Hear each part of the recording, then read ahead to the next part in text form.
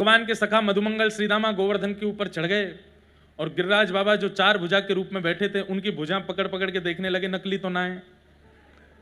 ठाकुर जी बोले, लाला जी कहा कर रहे हो? देख रहे हैं लाला असली भुजाएं कि ना है। कहा पता चली? बोले असली है, सांचो जय जय है, ये तो सांचो जय जय। सबने प्रणाम कियो। मधुमंगल बोला, लाला या गिरिराज बाबा को चेहरा तोते बहुत मिले, तेरे जैसो ही लग रहा हो, बिल्कुल आंख नाक कान होठ रंग रूप सब कछु तेरे जैसो ही है। ठाकुर जी बोले, हम एक ही गैया को दूध पीवे या हमारे हमारो मुख मिले। एक गैया को दूध पीवे तो मुंह कैसे मिल सके? क्यों? तेने और तेरी बहन ने एक ही मैया को दूध पिया, दोनों उनको चेहरा मिले कि ना मिले? मधुमंगल बोला, हाँ लाला बात तो सही है। इतने में श्रीदामा बोलो, लाला तो फिर गैया को दूध तो बछड़ा भी पीवे, बछड़ा तो हमारे जैसे दिखे ना है। ठाकुर जी बोले, अब बात मत बनावे, जितनी बताइए उतनी मान ले। हम ये प्रसंग ऐसे छोटे छोटे प्रसंग क्यों सुनाते हैं? अगर ठाकुर जी को अपने वैष्णव में, अपने प्रेमियों में सबसे प्रिय गुण यदि कोई लगता है तो वो लगता है भोलापन, सीधापन, सहजता, सरलता, निर्मलता, और सही बोलूं हमारी आपकी भाषा में भोंदू बन जाओ, बिल्कुल भोंदू। ऐसे सीधे महाराज कि बस कोई बोल दे कि रात है गई तो अच्छा भैया इतनी 4 बजे ही रात है गई, आजकल चंद सूर्य देवता थक गए होंगे चले गए, इतने सीधे बन जाओ। ठाकुर जी आपको बिना किसी क्रिया के प्राप्त हो जाएंगे, इतना सीधो। हम लोगों से ठाकुर जी नहीं मिल रहे हैं, इसमें एक बहुत बड़ा कारण हम लोग चतुर हैं, बहुत चतुर हैं। भगवान ने, मैं कभी कभी विचार करता हूं कि गोवर्धन लीला जब ठाकुर जी ने की, बहुत अच्छा था कि मैं और आप उस समय नहीं थे, नहीं तो हम तो साइंटिफिक रीजंस मांगने लगते। कैसे उठा लिया आपने गिरिराज जी?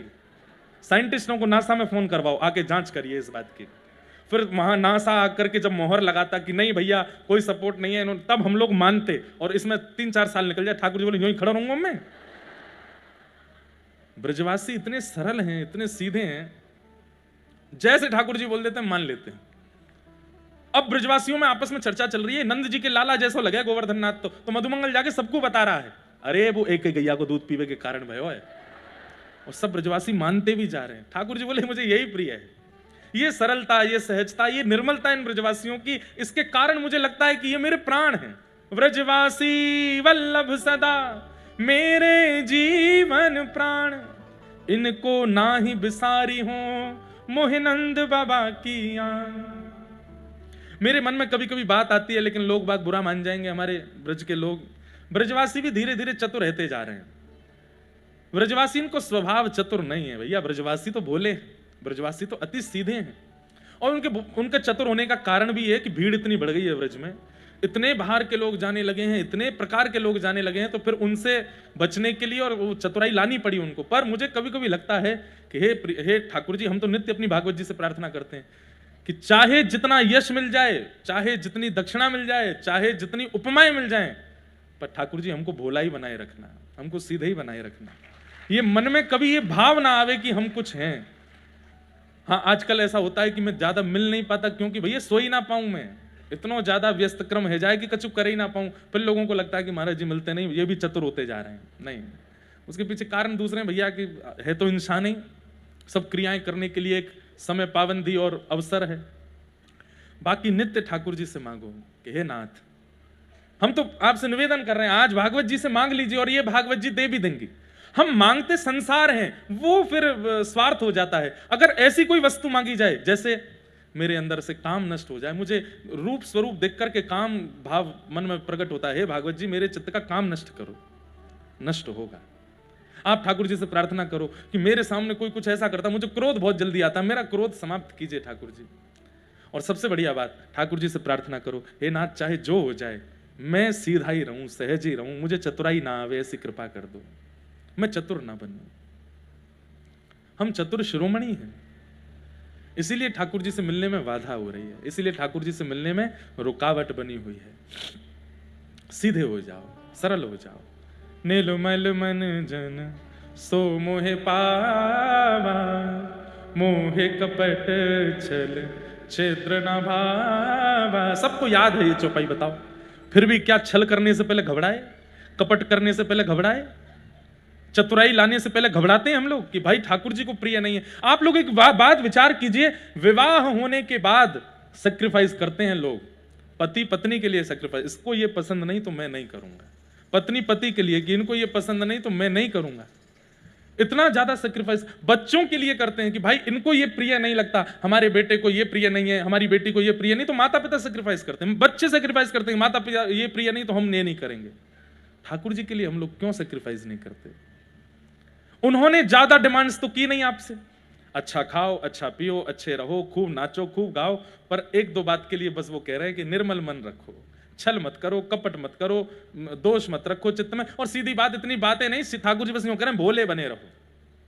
मैंने एक बार कहीं कथा में कहा था, यही विषय कह रहा था, तो एक सेठ जी मुझसे बोले, महाराज जी आप युवाओं को भटका रहे हो। मैंने क्यों? बोले इतने भयावह संसार में आप लोगों से कह रहे हो कि सीधे हो जाओ, सरल हो जाओ, यहां लोग छल करते हैं, कपट करते हैं, दुष्कर्म कर जाते हैं, और आज का युवा सीधा हो जाएगा तो फिर जीवन कैसे जिएगा? मैंने कहा एक बात सुनिएगा, ध्यान से सुनना। उनको जो उत्तर दिया, मैंने कहा बालक जितना छोटा होता है ना, उसकी जिम्मेवारी उतनी मां रखती है, और जैसे ही बालक सीखने लग जाता है, चलना भी सीख गया, बोलना भी सीख गया, खाना भी सीख गया, पहनना भी सीख गया, तो मां दूसरा कमरा बनवा के उसमें सुलाती है, अपने आप उठो, अपने आप नहाओ, अपने आप खाओ, पहनो, जाओ। मैंने कहा ठाकुर जी को जिस दिन दिख जाता है ना कि ये चतुर हो गया, ये विषयों से भी लड़ना जान गया, ये चतुर लोगों से भी इसको लड़ना आता है, हर परिस्थिति से जूझना इसको आ गया है, तो ठाकुर जी कहते हैं अब भैया अपनी रखवाली खुद कर। लेकिन जब ठाकुर जी को लगता है बहुत सीधो है, या तो कोई भी या तो मजाक कर जाएगा, कोई भी या तो कछु कह जाएगा, तो ठाकुर जी माऊली मैया बन जाते हैं, फिर गोद में रखते हैं, कोई कुछ कह नहीं सकता। फिर सीधे बनिए। अरे संसार चतुर है तो हम चतुर बने, ये विचार मन में मत लाओ। हमारे ठाकुर जी सीधे हैं इसलिए हम सीधे बनेंगे। संसार अगर आपके साथ छल कर भी गया, संसार यदि आपके साथ कपट कर भी गया, तो भैया रिवर्ट में ठाकुर जी उसके साथ क्या करेंगे वो आप सोच भी नहीं पाओगे। इसलिए सीधे ही रहो। मैं फिर कह रहा हूं, बहुत सीधे रहो, सरल रहो, सहज रहो, निष्कपट हो जाओ, ब्रजवासियों की तरह हो जाओ। अरे मधुमंगल बन जाओ, श्रीदामा बन जाओ, तनसुखा मनसुखा बन जाओ, ललिता बन जाओ, विशाखा बन जाओ। हमारी प्रिया जी कैसी हैं? अति सीधी। ध्रुवदास जी महाराज कहते हैं, सहज स्वभाव पड़ो नवल किशोरी जो को, मृदुता दयालुता कृपालुता की राशि है। न कहूं न रिस कभी भूले हूं न होत सखी, रहत प्रसन्न सदा ही मुख हासी है। ऐसी सुकुमारी प्यारी लालजू के प्राण प्यारी, ऐसी सुकुमारी प्यारी लालजू की प्राण प्यारी। ठाकुर जी की प्राण प्यारी हैं किशोरी जी। क्या उपमाएं हैं किशोरी जी की? सहज स्वभाव पहला, नवल किशोरी। नवल किसको कहते हैं? जो सदा युवा ही, कुमारी की ही रहती हैं, उससे बड़ी नहीं होती, उनको नवल किशोरी। हमारी किशोरी जी बड़ी ज्यादा मतलब युवावस्था नहीं आती, वो नवल ही रहती हैं। नवल किशोरी, नवल किशोर, दोनों नवल ही रहते हैं। द्वारिका का प्रसंग आता है, भगवान का परपौत्र 25 वर्ष का, भगवान का पुत्र 50 वर्ष का, और स्वयं दादाजी 16 वर्ष के। ठाकुर जी जब अपने पूरे परिवार के साथ आते हैं तो पुत्रों के परपुत्रों के सफेद बाल हैं, और ठाकुर जी छोटे से, रेशे भी नहीं आए हैं, ये छोटे छोटे बाल आ जाते हैं मुख पे, ये भी नहीं निकले हैं ठाकुर जी के, ऐसे हैं ठाकुर जी। द्वारिका में ठाकुर जी सदा नवल ही रहते हैं। तो हमारी किशोरी जी इतनी भोली हैं। एक बार सब सखीन ने ठाकुर जी किशोरी जी को बैठा लियो, और सब सखियां किशोरी जी को समझा रही हैं कि हे श्यामाजू, बहुत सुंदर लीला है, ध्यान से सुनियो, आपने एक चतुराई लाओ अपने अंदर। किशोरी जी बोली काय को? बोले ये लाला बहुत छलिया है, बहुत कपटी है, बहुत चतुर है, और ये आपसों ऐसे ही खेल के चलो जाए, आपसों ऐसी लीला करके चलो जाए, कभी आपको ऐसे ही आनंद लेके चलो जाए, आप इतनी भोली भारी हैं, विचार ना करें। एक बार कहा भयो, किशोरी जी को ठाकुर जी लेकर के गए, सब लोग इधर देखो, ध्यान से सुनो और सुनिए। अगर एक आध को झोंके आ जाते हैं ना, आपको तो पता चल जाती बगल वाला झोंका ले रहा है, कौन ही मारा करो जोर से, आपको उसका फल मिलेगा कि भाई स्वयं तो सुन ही रहे थे, उसको भी सुनवा रहे थे। बोले घर में जाके सोइयो यार, कथा चल रही है, सुन ले। एक बार ठाकुर जी किशोरी जी से बोले, हे किशोरी जी, हमारे नंदगाम के बगीचा में खूब सुंदर आम लगे हैं, आप आओ। तो किशोरी जी ने सब सखीन से कही कि भैया नंद के लाला ने निमंत्रण भेजो है कि हमारे बगीचा में आम लगे हैं, वो आम खावे आ जाओ। तो सब सखी बोली चलो चलो आम पाएंगे। और सब सखीन के संग किशोरी जी आ गई। पर हमारे ठाकुर जी इतने उद्यमी हैं, खुद के बगीचा में नहीं लगे थे आम, दूसरे के बगीचा में लगे थे। और वो दूसरा भी इतना चिड़ोकला और इतना हठीला कि उसके बगीचा कोई आम ले जाए तो वो पीछे डंडा लेके भागता था। किशोरी जी आ गई सब सखीन के संग। तो ठाकुर जी बोले आओ आओ आओ, हरी श्यामाजू, हमारो नंदगाम पवित्र कर दियो आपने आए करके, चलो जेरो सामने बगीचो, चलें यही में आम पावेंगे। किशोरी जी बोली आपको ही है? हाँ हाँ सब हमारो ही है, यहाँ कोई नंदगाम पूरा मेरो ही तो है, नंद बाबा को है। बोले अच्छा। और वहां जैसे ही पहुंचे तो सब सखियां अलग अलग पेड़ों के वृक्षों के नीचे, ठाकुर जी बोले सब लोग जाओ, खूब प्रेम से एक ऊपर से तोड़ो, नीचे एक ऐसे झोली करके भरते जाओ और प्रेम से फिर पावेंगे। मैं श्री जी को लेके जा रहा हूं और मैं श्री जी के साथ आम तोड़ तोड़ के पाऊंगा। श्री जी को ले गए। श्री जी तो बड़ी आनंद में आज आम पावेंगे। वृक्ष के पास पहुंच करके लाल जी बोले श्री जी एक कमी है। बोले कहा? मुंह पे वृक्ष पे चढ़ना ना आवे, आप चढ़ जाओ, मैं नीचे पीताम्बरी करके खड़ा हूं, ऊपर से आम गिरती नहीं हूं, मैं लपक लूंगा। श्री जी बोली हाँ कोई बात ना, मुंह पे तो आवे, मैं चढ़ जाऊंगी। सो श्री जी धीमे धीमे धीमे धीमे ऊपर चढ़ गई। अब सखी संग में होती तो वो चढ़ने नहीं देती, श्री जी को श्रम नहीं कराती, पर ठाकुर जी तो उद्यमी। अब जैसे ही श्री जी ऊपर चढ़ी, ऊपर से एक एक आम तोड़ के दे रही हैं, ठाकुर जी बढ़ते जा रहे हैं। ठाकुर जी बोले नहीं अपना परिचय तो करा दूं मैं कैसा हूं। तो आम सब समेट के, श्री जी अब मेरी पीताम्बरी फट जाएगी, इतने आम है गए, आप यहीं नहीं हो, मैं अभी आ रहा हूं, मैं इन्हें धर के आऊं कहीं। श्री जी बोले ठीक है। दौड़ के बाहर गए, मधुमंगल तक स्वापी खोल, स्वापी में धर के बोले लेके भाग जाए ना। वो तू कहा कर बोल मैं अभी आऊं।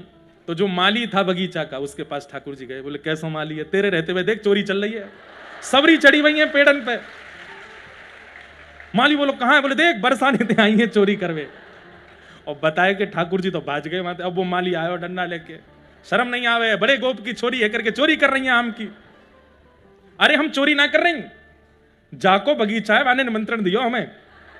बोले कौन को बगीचा? मेरो बगीचा है ये। बोले अरे नहीं ये तो कुंवर कन्हई को बगीचा है, नंद बाबा के। अच्छा वहां को बगीचा है? वही तो शिकायत करके गए कि तेरे बगीचा में देख चोरी चल रही है।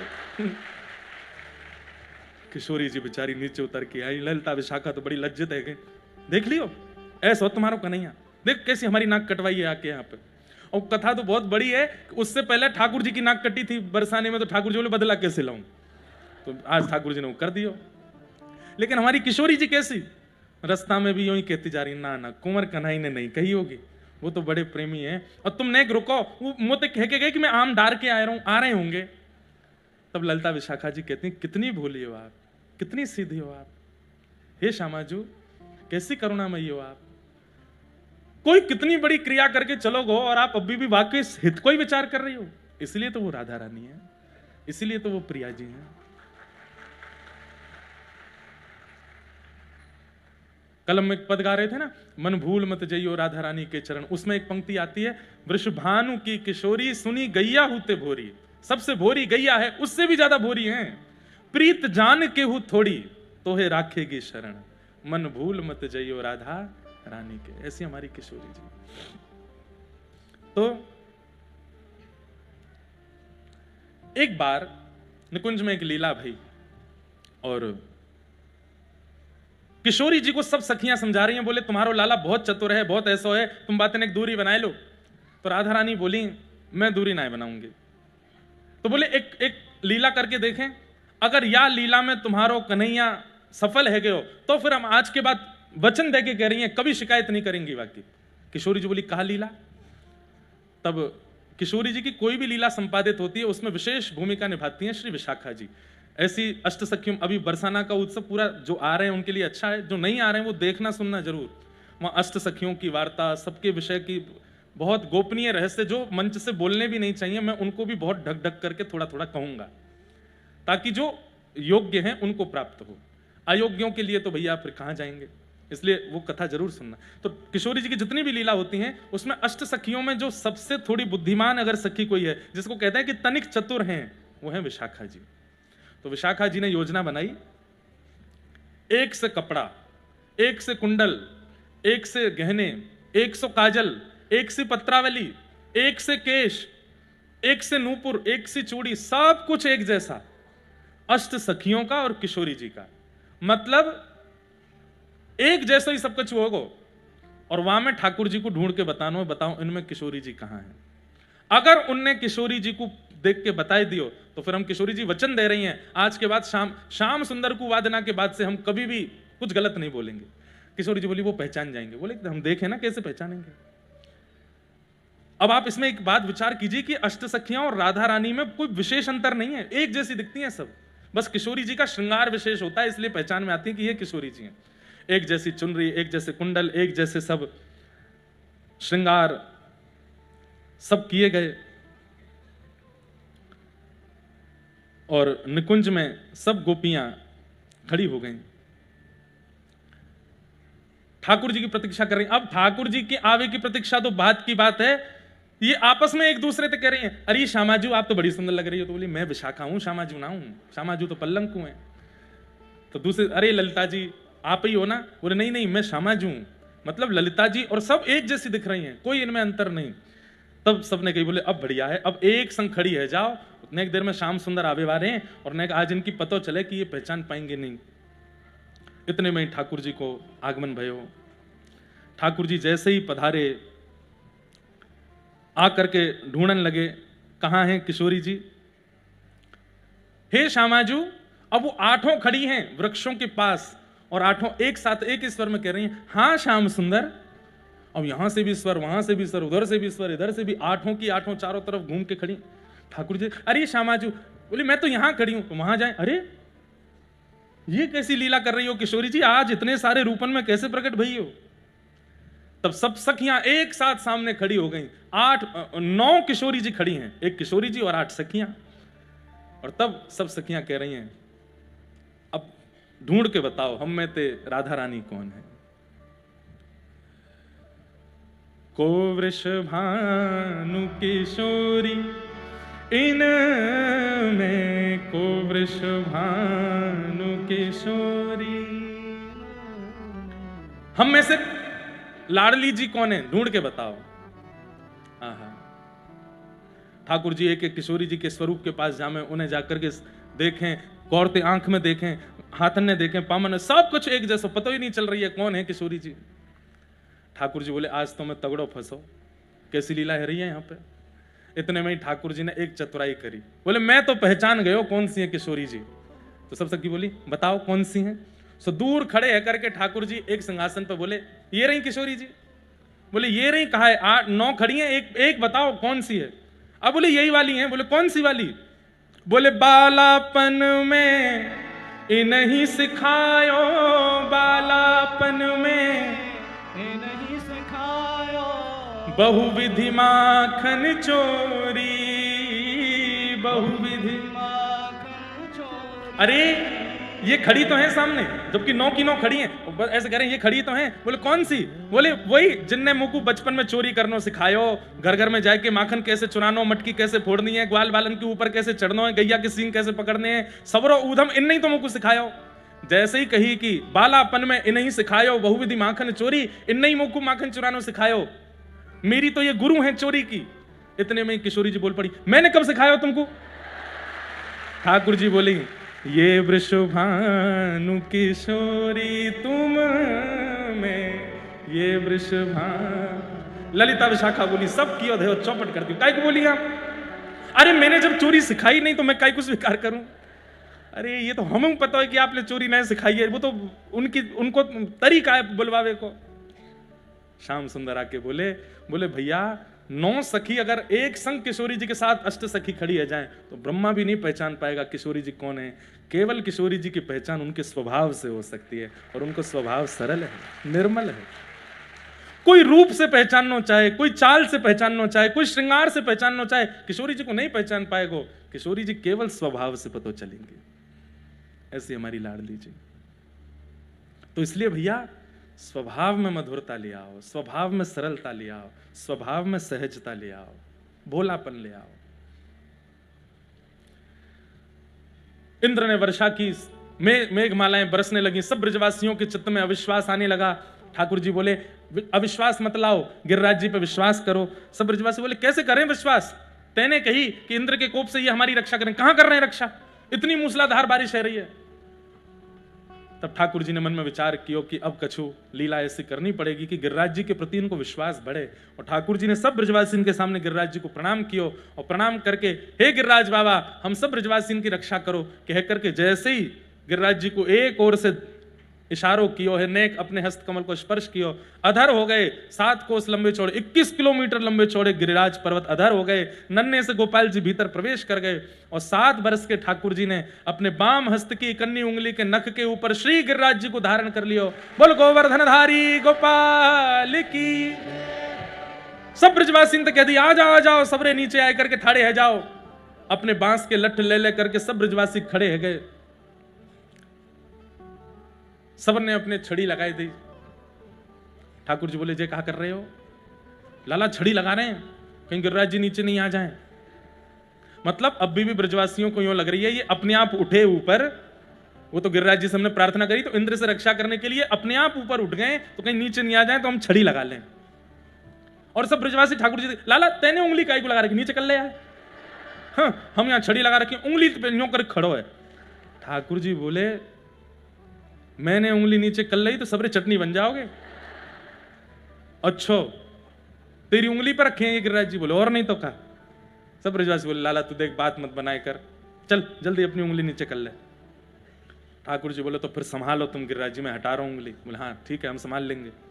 जैसे ठाकुर जी ने नेक उंगली नीचे करी महाराज सबकी छड़ियां टूटने लगी, चट चट चट करके दूर दूर तक सब ब्रजवासी अरे लाला संभाल संभाल संभाल भागा दौड़ी जैसी होने लगी। ठाकुर जी ने फिर से अपनी उंगली लगाई और फिर से गिरिराज जी ऊपर की ओर अधर हो गए और गिरिराज जी स्तब्ध हो गए। अब दूर दूर तक एक भी ब्रजवासी की छड़ी नहीं है, अकेले ठाकुर जी की नख पर उंगली पर नहीं, एक तो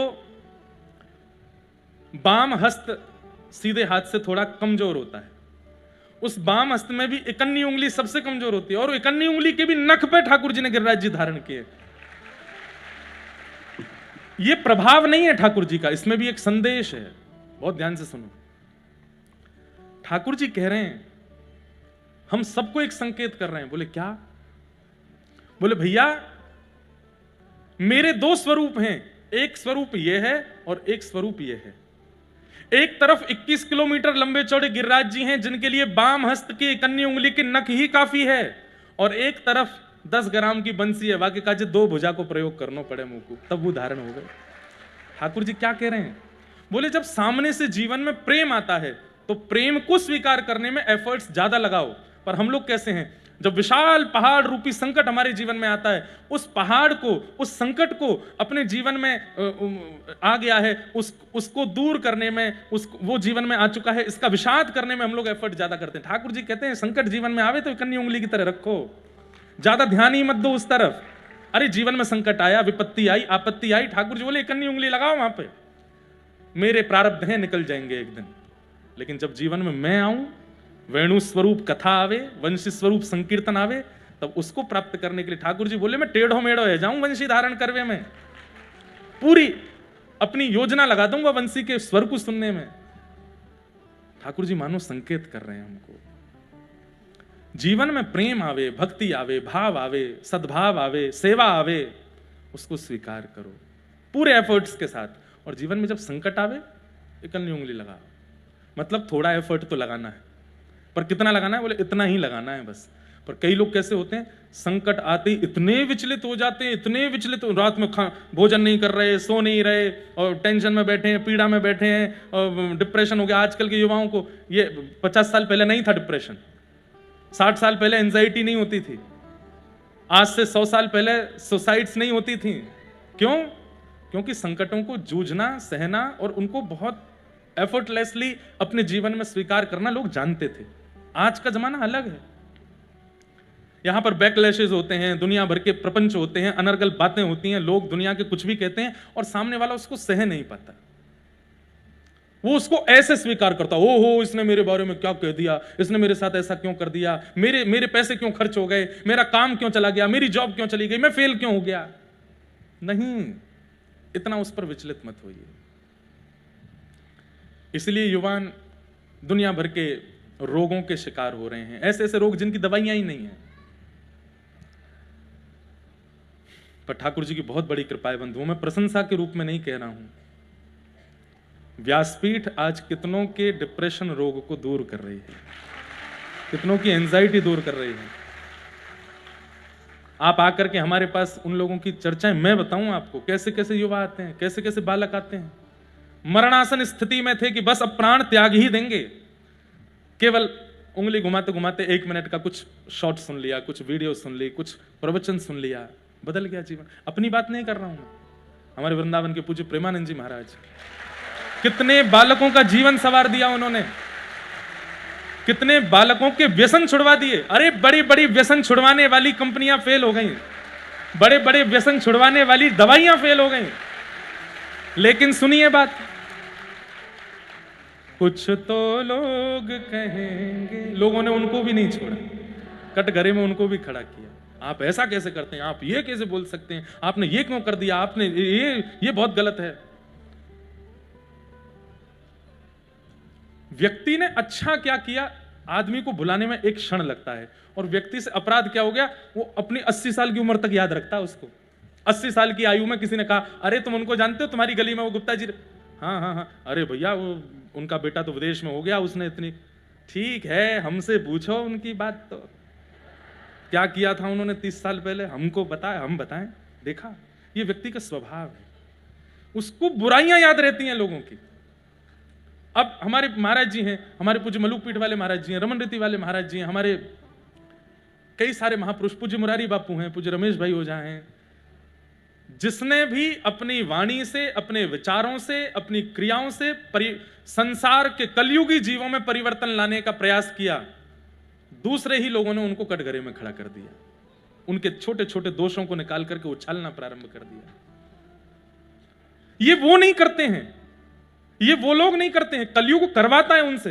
भाई देखो, आप किसी के यहां किराए पे रहते हो, अब आपका जो किराएदार है वो नियम लॉज बता देता है, मेरे घर का नियम है रात्रि 10 बजे के बाद आओगे तो मैं गेट नहीं खोलूंगा, मेरे घर का नियम है कि आप ऊपर जो है ऊधम मचाओगे तो मैं अपने घर में नहीं रखूंगा, मेरे घर का नियम है कि यहाँ पीना खाना नहीं चलेगा। ऐसे सब किराएदार नियम बनाते हैं, तभी किराए पर किसी को देते हैं अपना ऊपर का माला या कोई कमरा।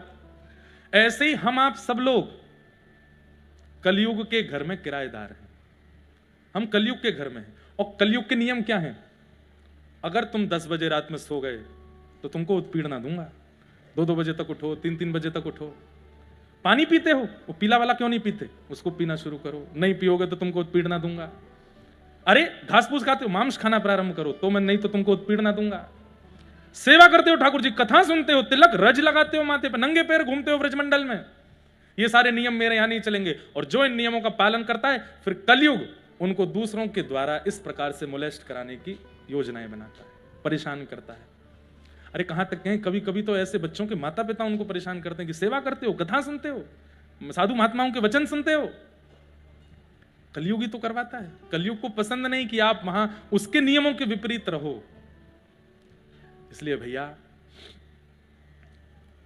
जीवन में आने वाले आर्त, संकट, विपत्ति, आपत्ति, इनको ऐसे स्वीकार करो, और जीवन में आने वाला प्रेम, भक्ति, भाव, भजन, उसको ऐसे स्वीकार करो, दोनों भुजाओं से स्वीकार करो, पूर्ण रूपेण उसको अंगीकार करो।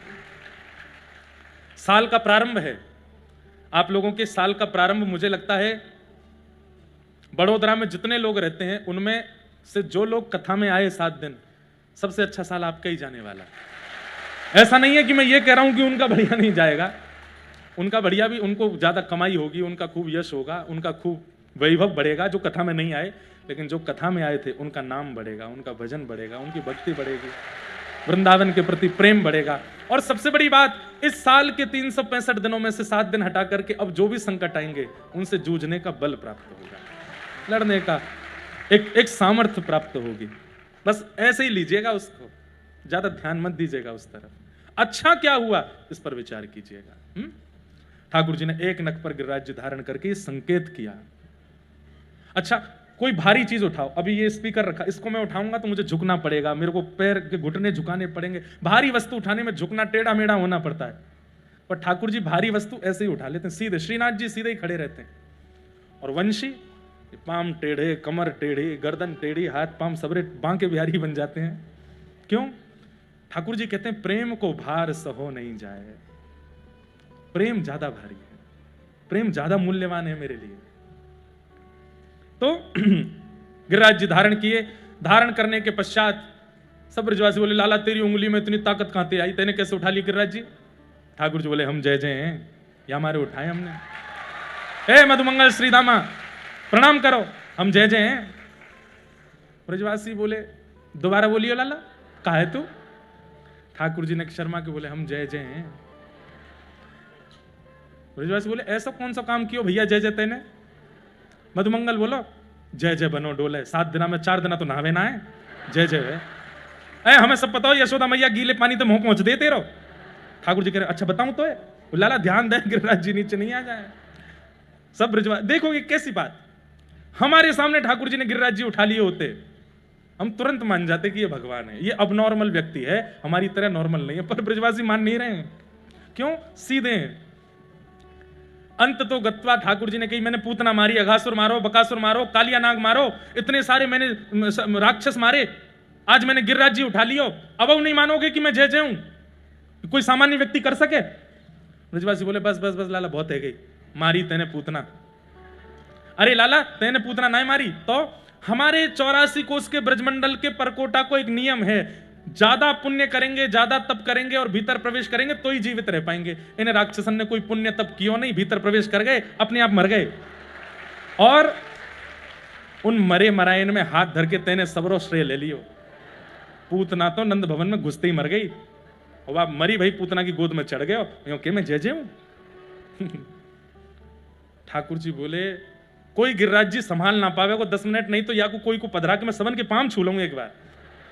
मतलब तुम कैसे भी साबित करोगे कि मैं जय जय नहीं हूं? बोले, हम साबित कर देंगे तू जय जय ना है। अब सांची बता, तेने कैसे उठाया? ठाकुर जी के प्रेम सजल हो गए नेत्र।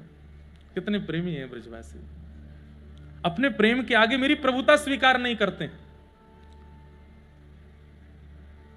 कछु माखन को बल बढ़ो, कछु गोपन करी सहाय, श्री राधे जो की कृपा से मैंने गिरिवर लियो उठाए।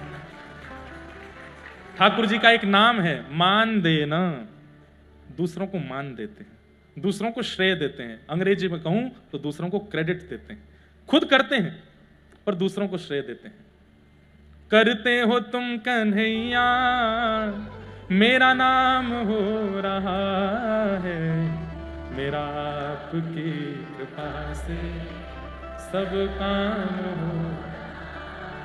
पतवार के बिना भी मेरी नाव चल रही है, हैरान है जमाना, मंजिल भी मिल रही है। करता नहीं हूँ कुछ भी, ये कमाल हो रहा। क्यों? करते हो तुम कन्हैया, मेरा नाम हो रहा है, मेरा आपकी कृपा से सबका। अच्छा, जब हम ये बात गाते हैं ना, मुझे ऐसा लगता है ये वाला पद जब हम गाते हैं तो ठाकुर जी हंसते तो हैं हम पे। बात बना रहा है, बैठे बैठे सब कह रहा है कि सब मैंने किया, तो मैंने ही है, पर देखो कितनी बड़ी बड़ी बातें कर रहा है। अभी अगर इससे किसी ने जाकर, मैं ही जाकर के कह दूं अच्छा भैया सब मैंने किया, तो ला चल घर की चाबी दे दे मुझे, तू निकल बाहर, ये घर मैंने बनवाया हो, गाड़ी मैंने दिलवाई, सब कुछ मैंने करवाया हो।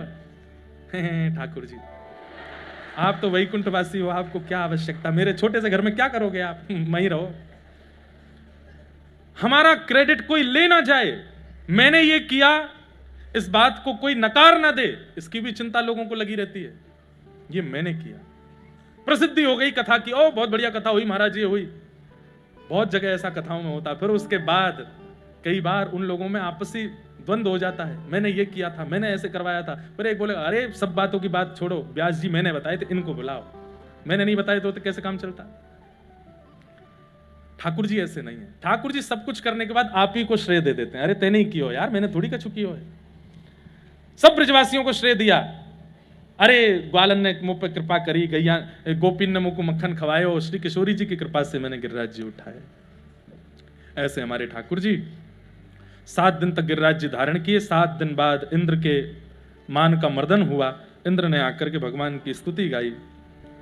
पिता गुरुस्त्वं जगतामधीशो दुरत्यय काल उपात दंड हिताय स्वेच्छा तनु भी समीहसे मानम विधुन्वन जगदीश मानिना। आप मेरे पिता हैं, आप मेरे गुरु हैं, मैंने अपराध किया है नाथ, कृपा करके मुझे दंड दीजिए। ठाकुर जी बोले तुमने अपराध तो किया लेकिन मैं तुम्हें क्षमा करता हूं। क्यों? क्योंकि तुम्हारे अपराध के कारण व्रजवासी सब मेरे समीप आ गए, मेरे निकट आ गए, इसलिए मैं तुमको क्षमा करता हूं। ठाकुर जी ने इंद्र को क्षमा किया। तत्पश्चात गैयाओं ने भगवान का नामकरण गोविंद किया। एकादशी व्रत की महिमा बताई गई।